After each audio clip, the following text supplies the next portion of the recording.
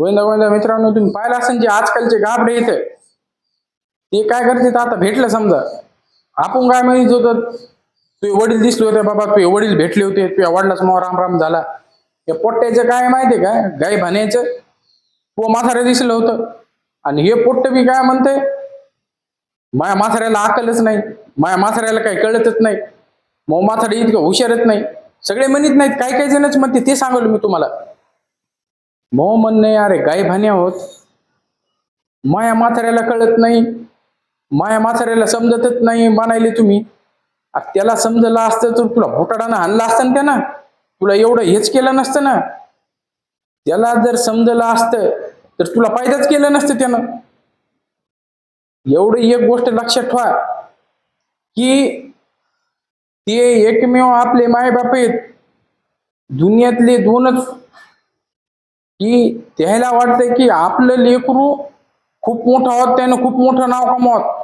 कोणच्या बी बापाला वाटते, कोणच्या बी बापाची इच्छा असती की माया नावानं नाही तर पोराच्या नावानं मला ओळखीलं पाहिजे, एवढी मोठी त्याची इच्छा असती. आणि हे काय म्हणते तर माया बापाला कळत नाही.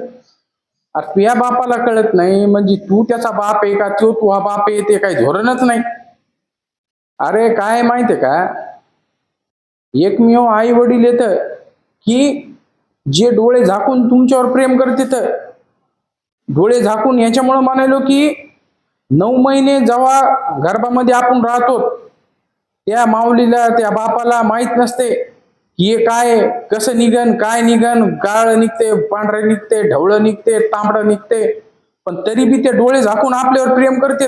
अजून पाहिजे काय तुम्हाला, तुम्ही काय म्हणाले, माया म्हाताऱ्याला कळत नाही, मऊ म्हाताऱ्या भेटलो होतो, तू फलानं भेटलो होतं. अरे तुम्हाला कळायला पाहिजे, आपल्या आई वडिलांची इज्जत आपणच ठेवली पाहिजे, बाहेरचे ठेवणार नाही. आपणच म्हातारं म्हणल्यावर संघचे कशाला म्हणतील. एवढं लक्षात ठेवा. जय हिंद, जय महाराष्ट्र.